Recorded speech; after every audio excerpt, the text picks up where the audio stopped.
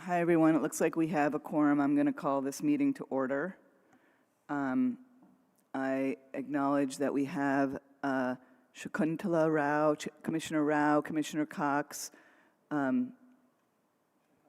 Commissioner Comerford, new Commissioner Finneran. Hi, Susie. How are you? Commissioner Keefe. Your audio is off. So we have a, I'm doing all right, you know. What's the doctor saying? Well, I have to have double knee replacement surgery. Yeah, me too. okay, can you hear us? I had a terrible incident. Can they hear us? And after that, I'm not being the same. I fell down. So, Yeah, I'm sorry. yeah, well, you know. The folks online, can you hear us? We're going live. Yes. Okay, thank you. So we have a quorum, and first I want to acknowledge that Chair Rao has stepped down, and we thank her for her service and appreciate all the time that she gave to this commission. Anybody else have any comments want to add? Gratitude? Okay, thank you. Thank you. She's still going to be on the commission. Yes, sorry, yes, step down as chair. So now we have a vacancy in the chair position, and do we have any nominations for chair? I'll nominate Robert Decker. Great. Any second? I second. Great. Well, as the chief just said, if you're not at the table, you're on the menu. And while Commissioner Depper is not here, I think we can all vote on appointing him as chair in his absence. So we have a motion and a second. Any other nominations? No. Okay, well, let's vote on that. All in favor of electing Robert Depper to be the next chair of the commission, please say aye. Aye. Aye. Great. Aye. Any opposed or abstentions? Great. Well, when he comes back from vacation, he will be the next chair. So now we're going to move on to the agenda. Are there any additions or modifications to the agenda? Hearing none, we're going to move on to a motion to adopt the draft minutes. The last time we met was in November, and the minutes are in your packet. Can I have a motion to approve the minutes from the November 24th meeting? Motion to approve. Motion to approve? Sorry, it was November 26th. Thanks, and we'll take that as a second. All in favor of approving the minutes from November 26th, please say aye. Aye. Any opposed? Then we will consider them approved. The next item on our agenda is public forum. Is anybody here for the public forum? Is anybody online for the public forum? No? Sir, are you wanting to speak at the public forum? Oh, okay. Great. Well, we have nobody here for the public forum, so we are going to move on to commission business. And the first item of commission business is welcome to new Commissioner Michaela Finneran. Welcome, Michaela. We're happy to have you. You want to say anything? Thank you. I'm excited to be here and excited to get to work. Great. Well, we're looking forward to having you. Thank you. Thank you for stepping up. The next item of business is discussion of current commission business, including reports from all committees and discussion of priorities. Is there any commission business that anyone would like to address? Seeing none, I like this. We will move on to the next item, which is DD03, Fair and Impartial Policing. I actually would like to say a few things about this, and while the chair doesn't usually speak, if you'll all indulge me, I have some comments I'd like to make about this. I don't know if Chief, if you have anything you want to say about this? Okay. Okay. You've all seen that there is the chief enacted an update to DDO 3, which was the fair and impartial policing, and it did not come through the police commission. The policy was renamed to statewide policy on fair and impartial policing and references the June 2024 update to the Vermont Criminal Justice Council model policy. The policy states that it is enacted per, quote, the requirement of the state of Vermont, while also acknowledging that, quote, the BPD may adopt additional components to the policy. The charter is clear that the chief can't act unilaterally in making rules and regulations. While the ultimate authority to enact policies lies with the council and the mayor, the council has authorized the commission to initiate audits, reviews, and evaluation of policies and directives, which leads this commissioner, me, to conclude that at a minimum, the commission has the authority and responsibility to consider department policies prior to them becoming effective. Our current fair and impartial policing policy, DDO 3, was adopted by the City Council in March 2020.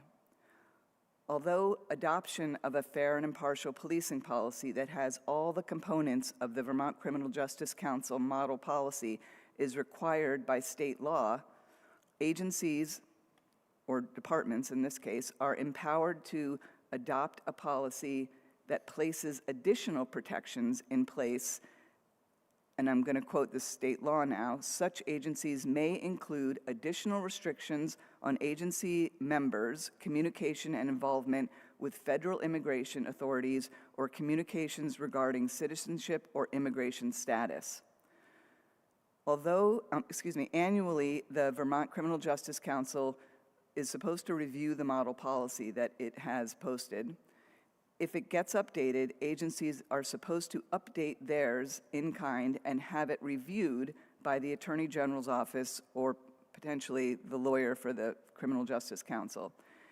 If the reviewer suggests edits to make sure the policy is in line with the new model policy and the agency doesn't make those changes, then the model policy is deemed adopted by the agency by default. Per state law, the initial requirement to have a policy meeting the minimum requirements in the model was implemented in 2018.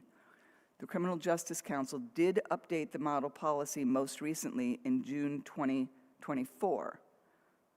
While the requirement to have a policy meeting the minimum requirements in the model policy had been in place since 2018, the City Council adopted our current DDO 3, which included additional protective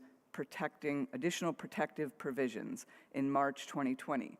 In other words, in 2020, the BPD did not just adopt the required model policy, the city decided what additional provisions might be necessary to meet our city's specific needs. As far as I know, DDO 3 from March 2020 was likely reviewed for compliance back when it was adopted, but given that there have been updates to the model policy as of 2024, I do not know whether DDO 3, adopted in March 2020, would still meet the requirements under the latest update. So although adoption of the components of the April 2024 model policy is required by statute, the policy can include those additional optional provisions that may be more protective of our citizens as outlined in statute. Given the optional provisions, the adoption of the model policy is not a pro forma act or in some other way exempt from the requirements of our charter regarding the authority to adopt police department policy. For these reasons, I move to table approval at this time of DDO 3, statewide policy on fair and impartial policing, until such time as either the Burlington Police Commission's legal counsel can advise us on what additional optional provisions are in our current policy that are not in the model policy that we may want to consider adding, and that we make such recommendation to the City Council. Or, as an alternative, until the City Council acts to adopt a revised DDO 3. tabling this policy, which arguably was not lawfully enacted, shall have the effect of temporarily leaving our current DD03 adopted in March 2020 in place. So my motion is to table this discussion until our legal counsel can advise us on what additional optional provisions that we may want to consider that are in our current policy, that are not in the model policy, or in the policy that is the DD03 statewide policy on fair and impartial policing, that we may want to consider adding, and that we make such recommendation to the City Council. Point of clarification? Are you suggesting that we table the discussion, or are you saying that we are going to table the currently enacted DD03, which is required by the state, in favor of going back to the copy that was made in February, March of 2020? I'm saying that we are going to go back to the policy that was in place in March 2020. Point of information? That would put us out of compliance with the Vermont Criminal Justice Council and would decertify our officers and our department. Well, I believe that we'd have to, that would be a determination, what I understand is that it would be a determination that would automatically, if that determination were made, that it would automatically put the model policy in place. And Which is what is in place at this moment. The model policy was enacted, and I did inform the Police Commission. I did not enact it. The Vermont Criminal Justice Council did. they enacted a model policy which we are allowed to amend or add to. That is And- true. And the Burlington Police Chief does not have the authority to enact a policy.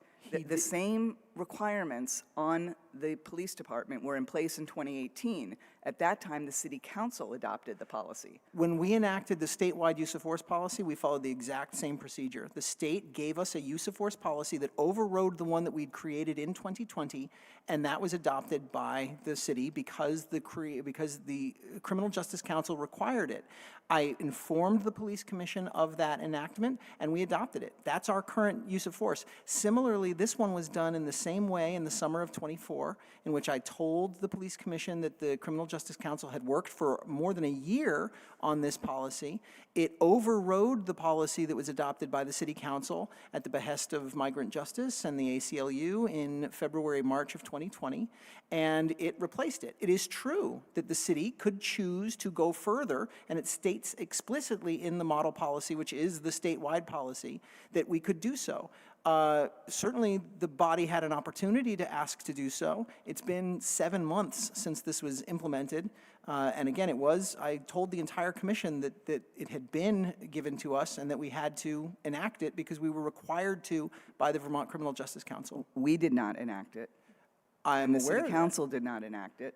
And the advice that we've received from the city attorney is that it's not clear that that this was enacted according to any law. The Criminal Justice Council can determine what are statewide policies. There are other communities that have adopted policies. All I'm asking is for some time for us to decide whether or not we want to amend this policy. But we cannot go back to an older policy when a current policy exists while we undertake that amendment. You are welcome to make amendments to this, and the commission and the council can do that in conjunction and say, we want this. That is what happened in February, March of 2020. The police department and the city objected to the changes that were made to the 2018 policy, which was in keeping with the statewide policy. It adopted a policy that was more stringent and I believe more problematic. Both Interim Chief Morrison and I testified at that time to the effect that it was a solution in search of a problem. But it was nevertheless adopted by the City Council, and it became a directive. When the Criminal Justice Council worked for more than a year with multiple stakeholders to create the version that now exists, they said to the state, you must adopt Okay, we're going to get this. some input from other members of the commission. Sure. Did you have something?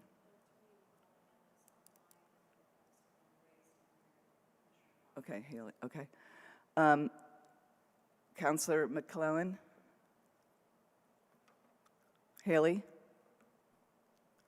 Hi, yes, good evening, and Assistant City Attorney Haley McClenahan for your record. And sorry, I'm going to keep my camera off because my internet is giving me issues this evening.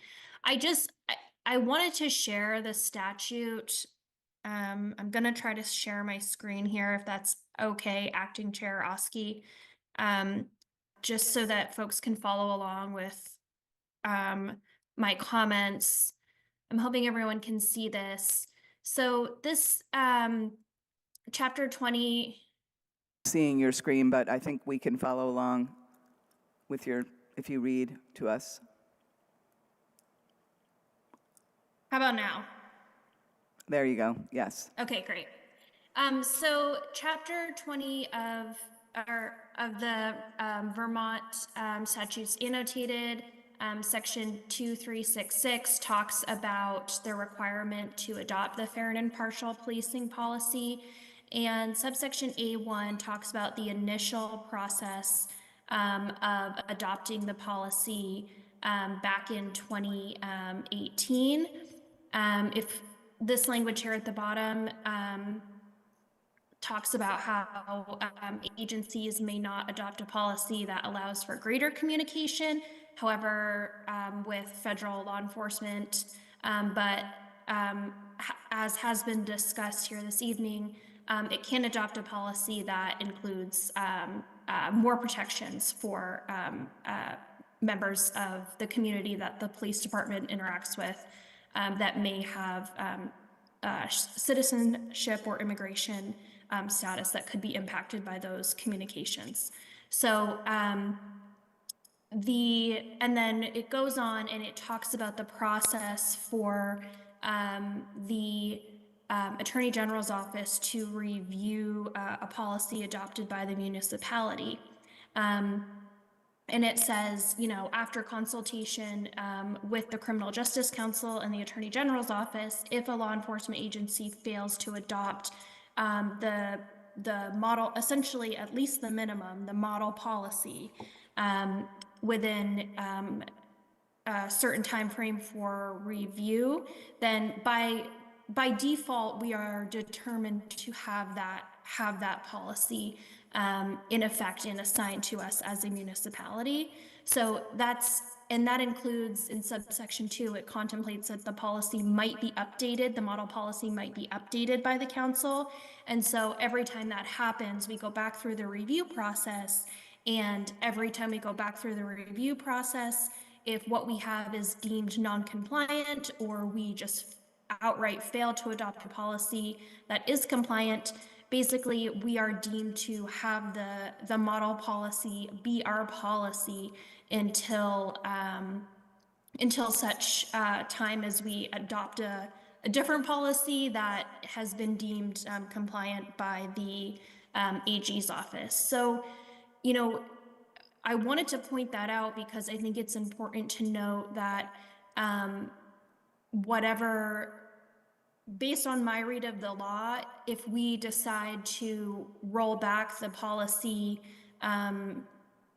that was put forth by the department last year, I believe that state law is going to find that we have essentially the model policy is de facto in place, and the department needs to abide by it. And if the municipality, through our charter given process, if we want to do further review on that policy, we would do that. We would send it back through this review process, and it could be approved at that time. But basically, my read of this statute is that the model policy applies to us until such time as we put forth something different, regardless of any action we take tonight. Okay, just a point of clarification, so there does not need to be any formal approval of the policy, it just exists because... Well, what the statute says is... locally, in Burlington, we don't have to approve it? What the statute says is that if after the municipality consults with the Criminal Justice Council or the Office of the Attorney General, and they either determine that our policy does not meet the minimum standards, or if we just do basically if we do nothing formal, we're just going to be deemed to have this policy be our policy. That doesn't mean that we are precluded from formally adopting the policy, and I would say that's best practice. And additionally, if we want to have any of those optional provisions that have been discussed this evening included to our policy, that's where we would need to have the formal ratification process. Otherwise, the state is going to say you are defaulted to the model policy that has been approved by the Criminal Justice Training Council. That's my read of the statute. Okay, thank you. I would, just one more clarification. It doesn't say in the statute that the department would be decertified if this were to happen? No, it doesn't talk about decertification in the statute. I'm not familiar enough to know if there are any administrative regulations that could have impacts for the department. I'm happy to look into that if the commission has further questions about that, but the statute itself does not talk about decertification. Okay, I'm happy to amend my motion to move to table discussion of this, leaving it in place until the commission has had an opportunity to consult with our attorney and decide whether or not we want to make any additions to the policy. I second that. Thank you, Mary. Any discussion?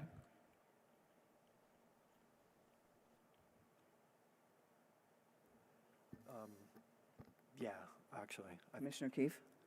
I think there's two issues going on. First, it does appear that there may have been a procedural deficiency within the folks at the table here. Departmental Directive 01, paragraph 15, section B, does state that the Board of Police Commissioners is the final authority relating to approval, revision, issuance, and purging of any departmental rules. So I don't know if we had met, let's say, the formal requirements to adopt the model policy. So I think the first question is there a cure for that, or is that sort of ship sailed, that the current policy is de facto in place? Or Point of information, this isn't a rule. The rules are the pieces that are in DD01. This is a directive, and it's separate from that. It does say, the Board of Police Commissioners is the sole and final authority relating to the approval, revision, issuance, or purging of any departmental rule, regulation, or directive governing employees. So I think that does cover DD03. It does appear that there may have been a procedural deficiency on all of our part of having a formal, let's say it was submitted and a formal approval. That does seem to have occurred several months ago, and it does appear, from what we've all heard, that the state model policy is in effect. So I think the question is, and I would welcome the Assistant City Attorney to walk us through, how would that procedure work? It appears it's in place. Do we still have the opportunity to seek to add to the minimum? Right? I think the statute says model policy is the minimum, you can add to it. As I understand from the main stakeholders, which were the ACL, or stakeholders who have made public statements about the state policy, including the ACLU and Migrant Justice, that the Criminal Counsel had a subcommittee that while both stakeholders said that they applaud the model policy, there were two provisions that were left out of the final draft. So I think we do know what that language is, or we could request it. I think that would be something so if procedurally, while the policy is in effect, so that we are compliant with statute, if we can seek about adding further protections, how would we procedurally seek that language? And I think we may seek independent counsel, but I also feel the city attorney's office would want to weigh in.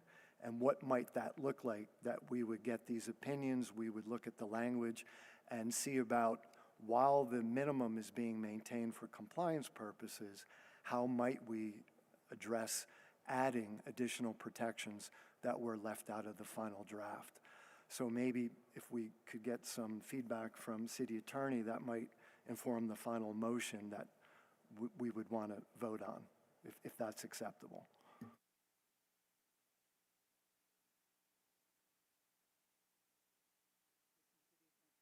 Assistant City Attorney, can you respond to that? I think what I understand the question to be is, what is the procedurally, how would the commission move through reviewing the model policy and deciding whether or not to add to it? Yes, essentially, is there, how would that be done in such a way that would allow the procedure to remain in effect? Because as I understand it, it is, requirement that we have those minimum standards from the model policy. But whilst that is in effect, can we explore adding some of the protections that were in one of the earlier drafts that were developed in consultation with ACLU and Migrant Justice and the subcommittee of the Criminal Justice Council?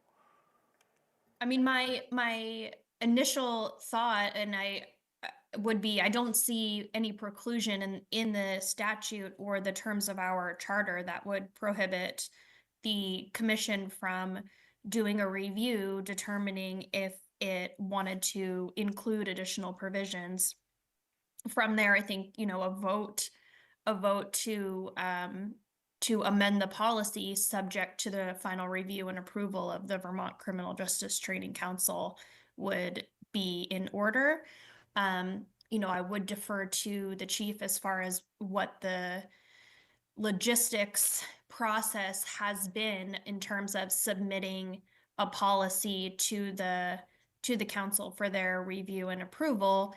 If we've even gone through that at this point, or if, because we've just had the model policy since last year, that hasn't been necessary. But generally, I would say we would move through the process like any other review of department policy or directive, which is having the commission vote to ratify a final draft. And in this case, that final draft has to be subject to the approval of the Criminal Justice Training Council.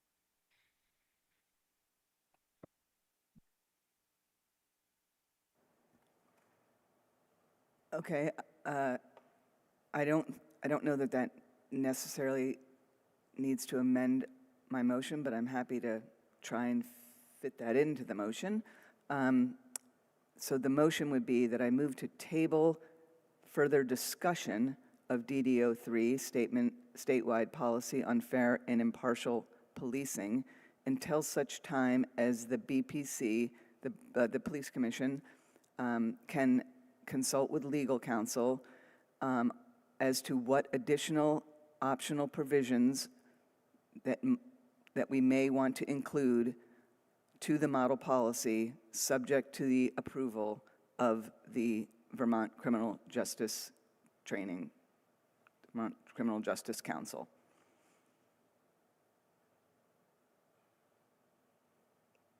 That's my motion, amended. Is there a second? I second it. Thank you, Councilor Rao. Any other discussion or comment? Thank you. All in favor, please say aye. Aye. Aye. Aye. Any objections? Any abstentions? Okay, then the motion has been approved. Thank you. Thank you, Chief, for that. The next item of business is discussion of Deputy Chief interview assistance by the Commission. I believe that Commissioner Cox is in line to participate in that. Commissioner Cox, you want to give us an update?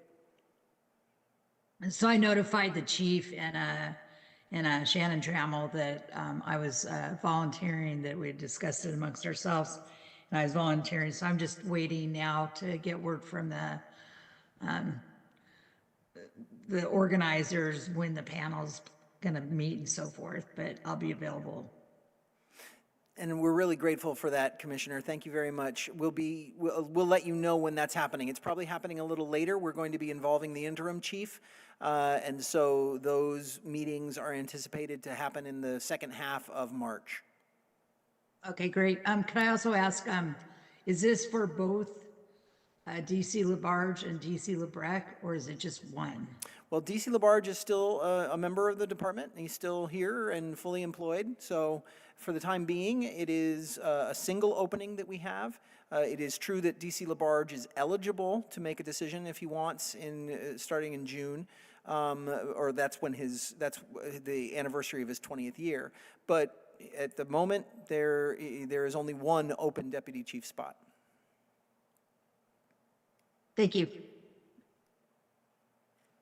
And thank you again, Commissioner Cox, for agreeing to do that. It's a big help to us. The next item on the agenda is Chief's report.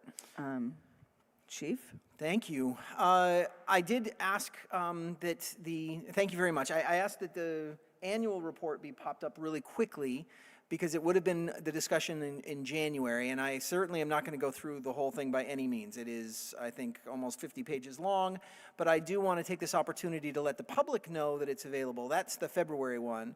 I don't know, it's the preliminary year end, just below it, there, with the wonderful beaming faces of Officers Brown and Bartlett and Philbrick. And so that is a very long document. It is available online for everybody.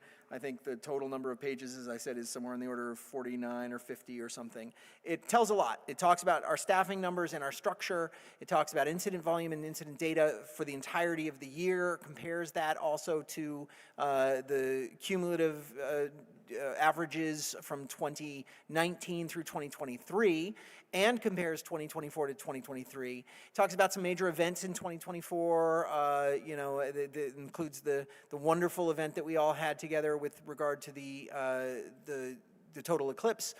Talks about a hostage incident, talks about a homicide, and then it talks about rebuilding and provides some data on what our inflow and outflow has been over the past number of years. And so I just, to any of you who are here tonight, and also to anybody who's watching or to the public if they come and see this, I put a lot of time into this document. I produced it mostly myself, and I'm both proud of it, but I also think that it's something that's worth looking at if you want to understand the state of the department. So I'm not going to delve into this one any more than that, but I see a hand from Commissioner Cox. I was just wondering if you could pass this picture on to Sergio. I can never remember what Sergio's last name is, but I think that's a great recruiting picture in the background there. Yeah. And I know that they're looking for stuff all the time to put into recruitment products. And I think I would want to join just based on how happy they all look there. So. Yeah, I think that was the marathon, but it may have been the 3rd of July early in the day. But nevertheless, yes, it is a great day. That was a nice day. We do use this for recruitment. It was in our prospectus for the deputy chief process. It has been used in other recruiting literature and imagery on social media. It's a great shot. Shan Chen, our redaction specialist, took it. So we can move out of that one and move instead into the February One report. second. Sure. Sorry. Any counselors have any questions about the year-end report? I have one question. Yeah.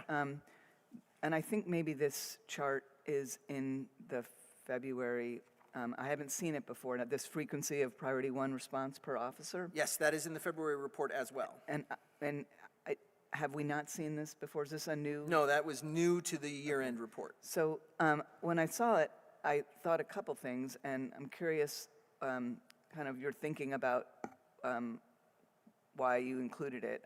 When I looked at it, I thought, is this, from the police officers, is this an exciting thing that they are responding to more priority one than they used to? I mean, is this something that they, I mean, Don't think so. If you could pull that back up again, Kristen, thank you.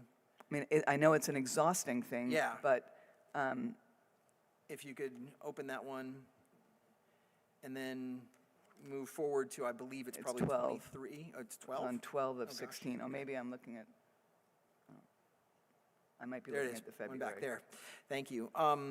So yes, so what this chart shows is, you'll see that there are instances in which there are more than 100 officers in there. That is because this shows any sworn officer that was employed and deployed at any point during the year. It breaks down the frequency with which they respond to priority one calls, and you'll see that the sort of pinkish color, the taupish color at the top means fewer than 100 calls. Most of our officers fall in that. Certainly most fell in that prior to 2020. And I would be in that. I'm in, I don't go to more than 100 calls in the course of a year. I came pretty close in 2022 with regard to just the volume of priority one that we saw, but I don't. And nor does an officer assigned to the airport, nor does an officer assigned to the detective bureau. But that is our patrol officers. They're in there. Our patrol officers are going to be in the green band at the bottom. What's striking and shocking is the dark green band that never appears at ever until 2020. And that is more than 200 priority one incidents in a year. Prior to 2020, no single officer had ever gone to more than 200. And now, fully half of the officers assigned to patrol go to more than 200. And all of the officers assigned to patrol for a full year go to more than 100 such incidents. That is exhausting. These are high-stress, high-stakes incidents. Are they exciting? Yeah, on some level. I mean, I'll say that when you have a shooting to deal with or something horrible like a homicide, there is a sense of purpose in that for a police officer. That is a component of why she joined the department, why he joined the department, to handle those kinds of intense incidents.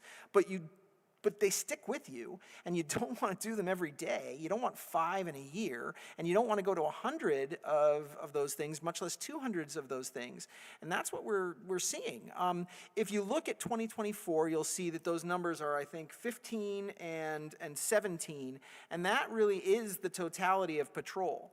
And then you'll also see above it 45. And now that, of course, doesn't add up to the current number we have, which is only 63. What that means is that at any given point in the year, the total number of humans that were employed at any moment in 2024 exceeds the current 63 that we have by quite a bit. We brought in some, we moved some out. So, for example, the recruit officers who left one recruit left on day one of the police academy in 2024, but he is counted in that 45 that went to fewer than 100 priority one incidents, simply because that's the math of it. I couldn't remove candidates like that.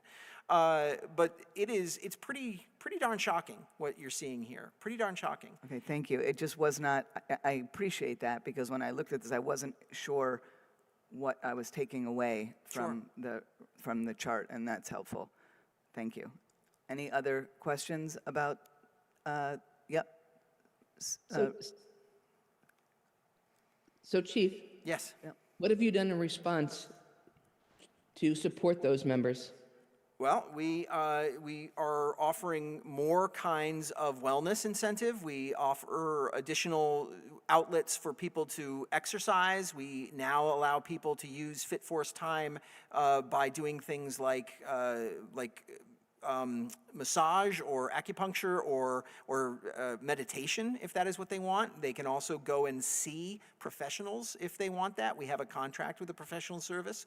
So wellness is more than just being able to hit the gym for 2 hours over the course of a week, or go to UFAI, which is a Brazilian Jiu-Jitsu gym in South Burlington where we train and do tactics work. It's also other kinds of things that we know other officers may prioritize. Hitting the speed bag for 30 minutes or lifting weights for 30 minutes is not necessarily what helps everyone de-stress. And so we've expanded the ways in which we can help officers de-stress.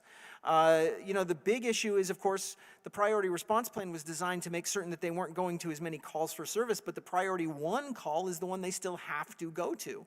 And the frequency of priority 1 per officer has increased because the totality of priority 1 has increased. Overall, priority 1 has increased. But this chart is not about how many priority 1s occurred in a year. So for example, in 2024, overdoses are largely removed for the second half of 2024. We're not going to nearly as many as those overdoses anymore. We record them, but they wouldn't be in this because this is how often the officers go to those calls for service. How has this impacted their sick time? As I've said, I've shown graphs before that show that the difference between actual headcount and effective headcount has spread. Those two used to move very closely to one another. It's not a chart that's in this particular document, I don't believe, and I know that it's not in the February one, but I did create it in some previous months to show the way that we've really split off, and that split has been in part due to officers being out sick more often or taking certain kinds of time more often.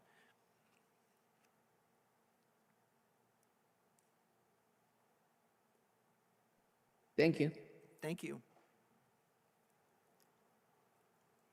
You want to continue? No, sure, I'll move on to the February report. I will just say that the pages that follow this page in the year-end report are also really illustrative of why these officers are seeing this kind of burnout, and they have a lot to do with the rate at which people are reoffending, the rate at which they are that they're just being pushed out again and sort of returned to the streets, and that the officers are seeing them again and again and again. And those are informations and tables that are in that year-end report.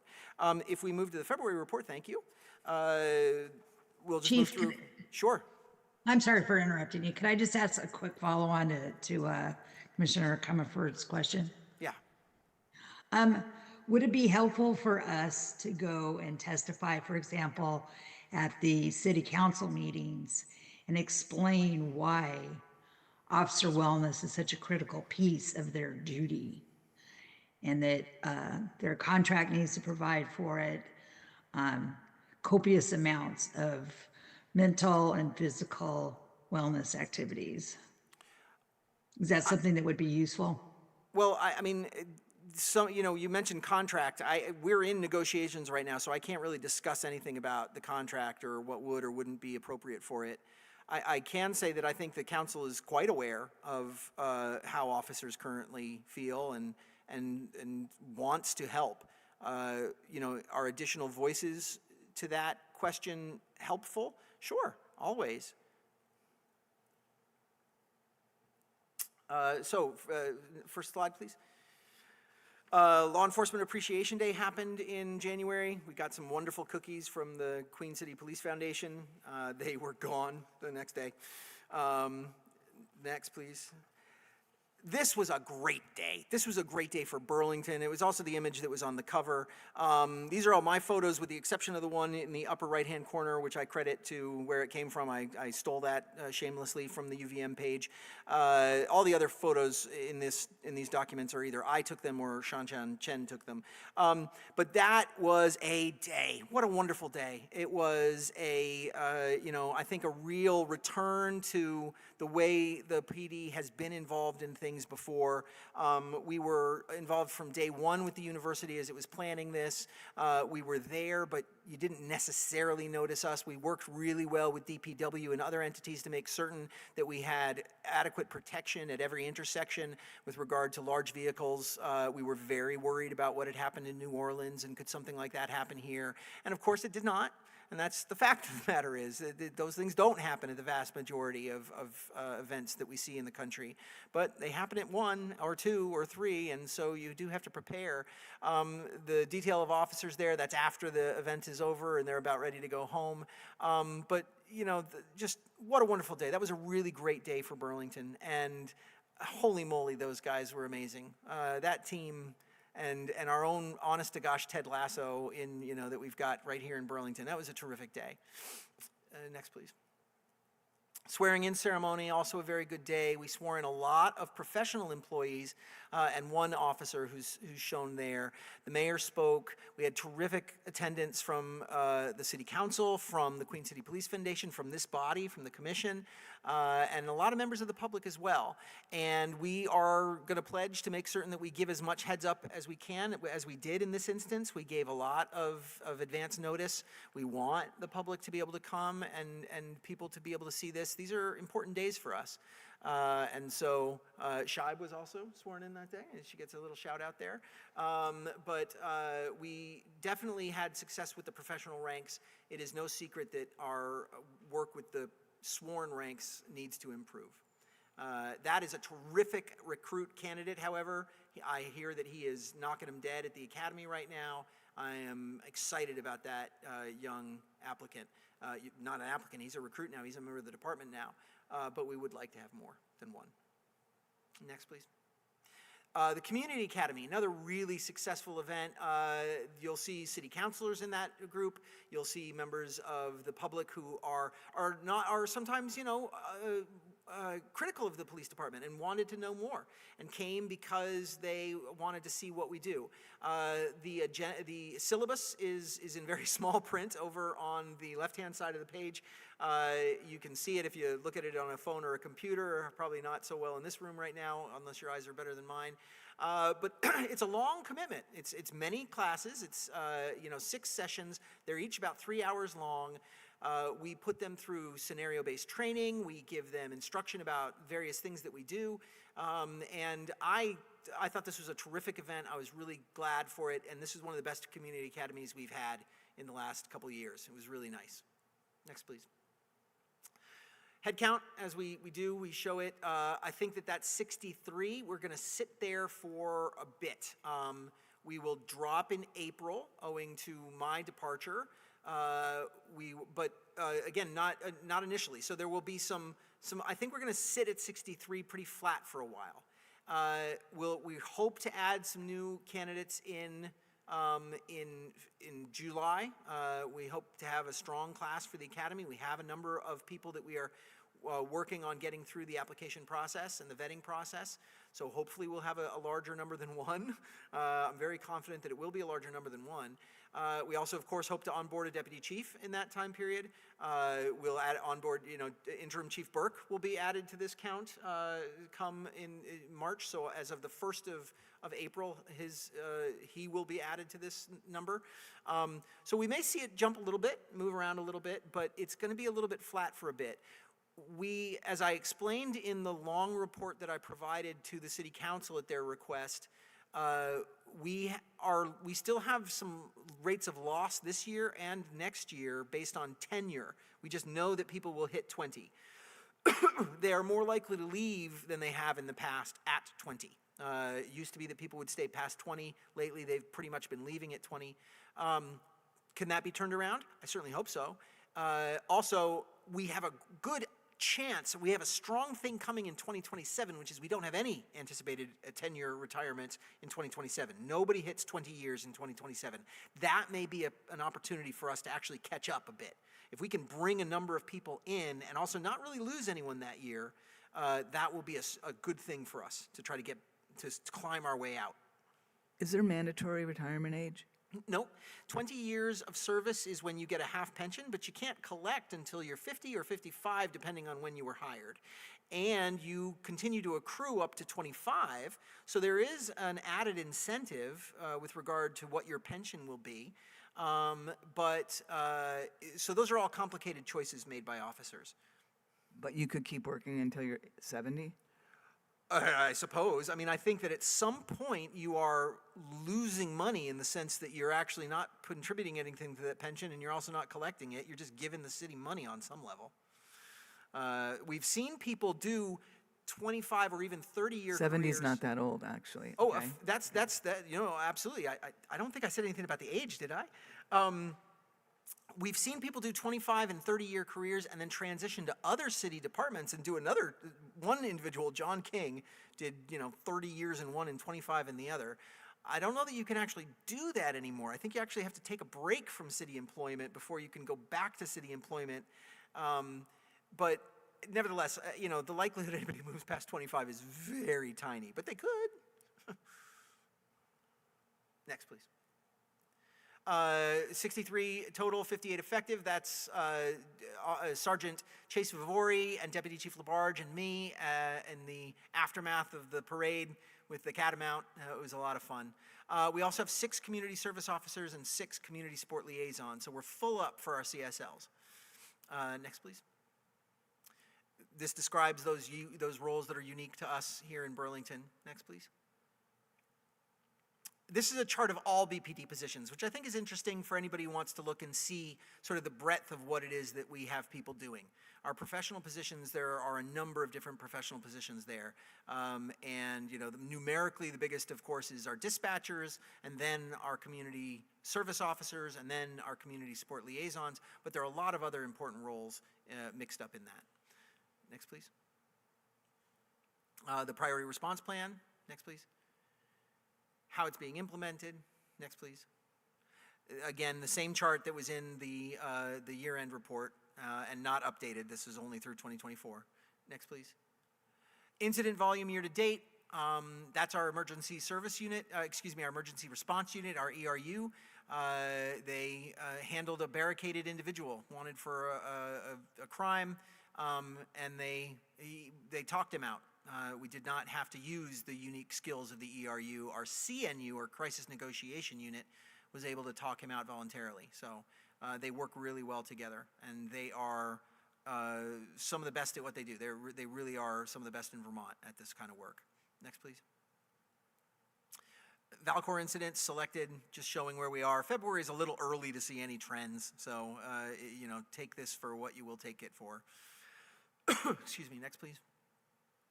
Gunfire. This was something that I didn't include in the year-end report and should have, just to sort of say, where are we with that? We've seen improvement since the sort of the nadir of 2022, the annus horribilis with regard to gunfire. And not only have we seen fewer incidents, but you can also see that the kinds of incidents they are have decreased. There was a lot of sort of gunfire that was not proven to have been at somebody, it certainly hadn't struck anyone, that happened in 2024. Still a problem. We don't want people discharging firearms in the city at all. Still so far above what we were used to prior to 2020, but in the right direction, both with regard to absolute number and with regard to the types that we are seeing. Next, please.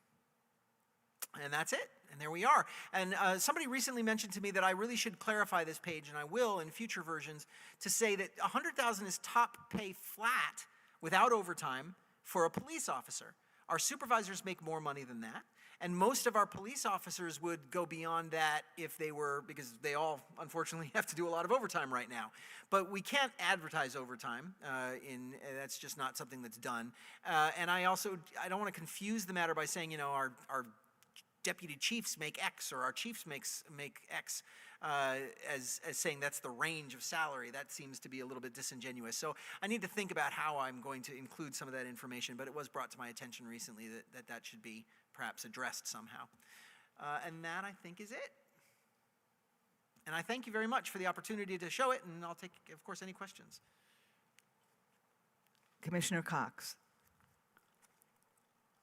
Thank you. I was just wondering, in terms of the new, the replacement for you, whether it be temporary or whatever, I know that the mayor had mentioned that she was going to involve the commission with the search and interviews for a replacement chief. And I was wondering, we hadn't heard anything, or at least I hadn't heard anything. And I was wondering, do you know whether the mayor is still going to involve the commission? I'm certain that she will. As far as I know, what has been announced publicly is that Interim Chief Burke is here. He has a 2-year contract with the city, but it is still the city's stated intention to continue with a search for a new permanent chief of police, and that the hope is that that will happen in this calendar year and be completed in this calendar year, or at least the search part and then hiring, et cetera.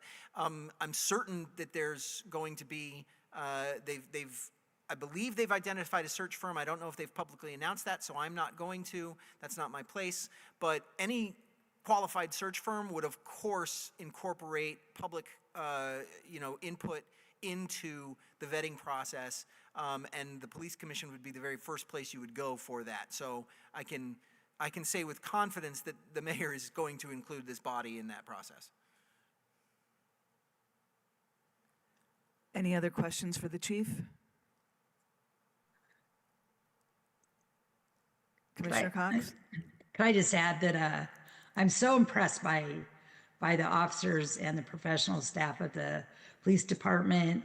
I was really pleased to be there at the most recent swearing in, and it really is a really great police department.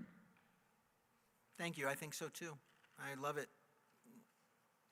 Thank you, Commissioner Cox. That leads us well into the next agenda item, which is commendations. I have some to read from November, December, and January. It's a few pages, but I'll try and keep it quick. Number 1 was Officer Webster. I want to reach out to thank you for having my back yesterday. Without your quick action and attention to both my safety and the client's safety, things could have turned out differently. I appreciate the care you and the entire department put into keeping our team safe and the professionalism you operate with. I was definitely happy to wake up concussion-free this morning. Thank you. Number 2, Lieutenant Seller. I'd like to bring your attention to an incident which was assigned to Officer Lockerbie. On 10/31, a 15-year-old juvenile was stabbed in the chest on the Canadian side of Akwesasne. The juvenile was transported to the nearest hospital, which happened to be in Canton, New York. The juvenile's condition was critical and beyond the capabilities of the hospital, so she was flown to UVMMC. Detectives from Akwesasne Mohawk Police, Quebec, reached out and requested assistance with their investigation. Officer Lockerbie was assigned this. Speaking from experience, the interview of critically injured victim is no small task. The fact that the victim was 15 years old certainly did not make it easier. Officer Lockerbie collected crucial evidence by conducting this interview and wrote a supplemental affidavit for detectives during an extremely busy shift. Below is an email sent from Detective Sergeant I don't know what that means, expressing his gratitude. Although brief, it speaks highly of Officer Lockerbie's work and how represents this department. The city is lucky to have an officer of his caliber. Number 3, Corey and John. A member of the public reached out to me to commend both of you for your handling of this juvenile-involved incident, no name, who's listed in the incident as a person who assisted with finding and helping the 14-year-old boy who was expressing suicidal ideations, offering high praise for both of you. No name said that both of you were competent, calm, and compassionate, traits I value highly and traits I know both of you have shown in the past. Thank you for your work on this. Number 4, Chief Murad. I want to extend my appreciation for the Burlington Police Department. I know that these are very difficult times to be an officer, but all of my experiences with your officers have been very good, even when I got pulled over. I also want to thank the CAIP team for helping my school with its relocation drill last month. Number 5, Chief Murad. We at no name thank you and your whole department for all you do to keep our community safe. We appreciate your devotion to your duty. We know we can count on you to come to our aid if a need arises. Sincerely, all of us at no name. This is number 6. Hey, before I forget, Becca Murray was the dispatcher for PD's cutover and the dispatcher for FD's cutover. Not sure if it was by design, but she did an awesome job. There was a lot of testing and adjusting, and she stayed calm and worked through it like a trooper, even though she wasn't a trooper, huh? Please make sure she gets some sort of recognition. Thanks. And the last one, number 7, commendation team, Officer Gonzalez and Officer Hun. When responding to a young woman in the midst of a mental health crisis, tearing up her bedroom, police were kind and empathetic generally, and they did a good job of de-escalating and getting the young woman into the ambulance for transport to the ED. One officer was particularly sympathetic with the young woman's sister, saying, quote, "I'm so sorry this is happening to your sister," end quote. This may seem like a small incident, something that police do every day, but we want to recognize and commend the police officers involved. This sort of good policing, good de-escalation when one is in crisis, helps the people involved reach out for help in the future. And those are some great commendations. We are now at the end of our agenda, unless anybody has any additional commendations. Okay, I would accept a motion to adjourn. Motion to adjourn? Can I have a second? I second. Okay, great. Well, with no objection, we are adjourned, and there is no executive session. Thank you. Thank you. Thank you. Thank you.